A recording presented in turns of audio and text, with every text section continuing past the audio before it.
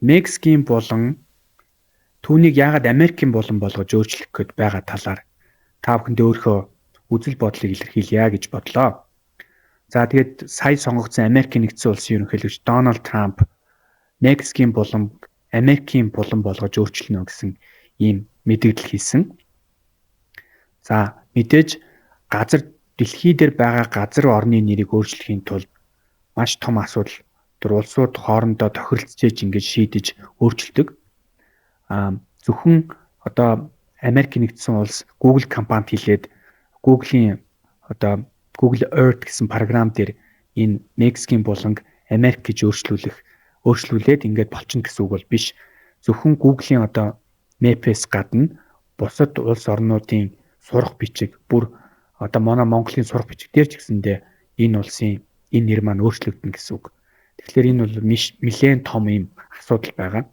Нэг газар орны нэр өөрчлөгдөхөд л тэр тухайн газар зүйн зураг маань хүчингүй болчдөг.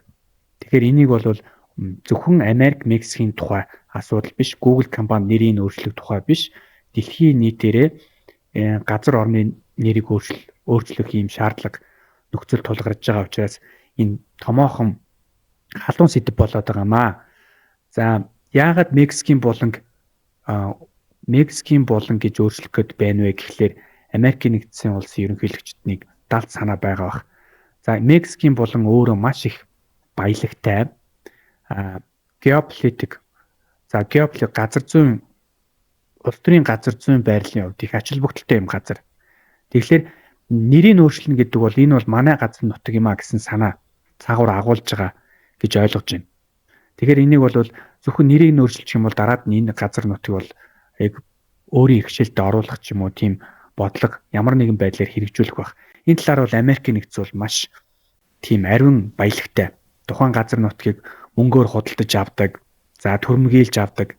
Өөрийнхөө өнөөдрийн газар нутаг бол ерөнхийдөө Америкийн нэгдсэн улс бол Мексикээс Техасыг авсантай адилхан дөө.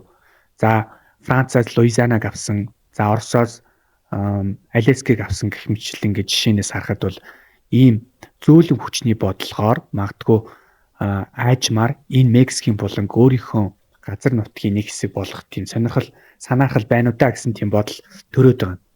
За тэгэхээр Мексикийн болон хаана байдаг вэ гэдгийг эхлээд та бүхэндээ үзүүлэх энэ зураг дээр болохоор хойд өмнөд Америк ТV-г за Атлантын далайг харуулсан байна. За Атлантын далай бол энэ. За Мексикийн болон өөрөө Атлантын далайн нэг салбар тэнгис байгаа юм. За тэгээд энэ салбар тэнгисийн хүрээнд ямар улсууд энэ Мексикийн болонтой хэлэлдэг вэ гэхээр Америкийн нэгдсэн улс бараг 50% шахуу хэлэлж байна. За дээрэс нь Мексик улс үлдсэн 50% нь.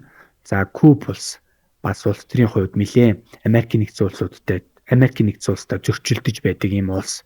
За Мексикийн хувьд бол Америкийн нэгдсэн улстай бол ямар нэгэн зөрчилдөөн байхгүй боловч Мексикийн олон сая иргэд Америкийн нэгдсэн улс руу ингэж дөрвөх ийм асуудлууд байдаг учраас хоёр улсын хооронд бол шилжих хөдөлгөөний хувьд жоох маргаантай байгаа. За тэгээд энэ Рио Гранде гэдэг энэ голоор хоёр улс маань зааглагдж байгаа. За Рио Гранде гэдэг нь бол нэрнээсээ ч харахад гэсэндээ Мексик нэр харагдаж байна тийм ээ. За тэгээд Мексик улсын бүрэлдэхүүнд байсан Техас мужи улс бол сүүлд Америкийн нэгдсэн улс бол Мексикээс худалдаад авчихсан. За ийм байдалтай газар зүйн байрлалын хувьд бол ийм байна. За тэгэхэд анх яагаад Мексикийн болон би бол Мексикийн болон гэдэг нэрээр нь байсан зөв гэж харж байгаа юм. Энийг угаасаа дэмжинэ. Яагаад гэвэл энэ газар оронд хэн хамгийн түрүүнд эхлэж суурьшиж амьдэрсэн ба тэрний нэрээр тэр газар орны нэр бол тэр улс үндэстний нэрээр тэр улсын хэлийнхэн нэрээр нь явах ёстой гэж хардаг. Хэдийгээр колоничлын үед Испанчууд анх Куб арал, за Антилийн арлууд, за эдгээрээс дамжаад ингээд Мексик дээр ингээд хүрээд Мексик урд нь энэ Төв Америкт байсан эртний улс болох Ацтекуудыг эзэлж авсан байгаа. Тэгэхээр энэ дээр бол тэр Ацтекуудыг амьдарч байх энэ газар орн бол одоогийн өнөөгийн Мексик улс. Тэгэхэд энэ үед бол Америкийн нэгдсэн улсад бараг индианчуудаас өөр Тэ нутгийн уугуул иргэдээс өөр, овг аймагуудаас өөр Америкийн нэгдсэн улс гэж бүрэлдээгүй байсан ийм энэ ч бол соёл иргэншил, Ацтекийн соёл иргэншил бүрэлдээд ингээд Мексикчүүдтэй тулалдаад тийм ээ. Харин Кортезийн одоо түрэмгийллээр Ацтекийн улсыг унгаасан ч гэсэндээ энэ газар орны нэр бол ингээд Ацтекийн нэршлэрээ явж исэн, Ацтек үндэстнүүдийн нэршлэрээ явж исэн байгаа юм. Тэгэхээр жишээл Мексик гэдэг одоо энэ үг маань бол Ацтек хэлээр бол дайны бурхны газар гэсэн утгатай үг юм байл л дээ. Тэгэхээр Мексик бол Мексик энэ газар нутаг Мексикийн болон Мексикийн авирах одоо энэ тэнгис бол тэр чигээрээ бол Ацтекийн өөрсдийнх нь унган соёл иргэншлийн нутаг учраас энэ Мексикийн болон болвол Мексик гэдэг нэрээрээ л байх ёстой. Тэрнээс Америкчууд бол энэ сүүл суурьшиж ирсэн хүмүүс учраас энэ нэрийг эзэмших тийм эрх байхгүй гэж ойлгож байгаа. За хэдийгээр Америкийн нэгдсэн улс 1776 онд тусгаар тогтноод Мексик улсаас төрүүлж тусгаар тогтносон боловч энэ газар нутаг бол Америкийн нэгдсэн улсын бүрэлдэхүүнд байгаагүй. За тэгээд хожим Америкийн нэгдсэн улс Мексикийг тусгаар тогтносны дараа Мексикээс Техас муж улсыг худалдаж авсан.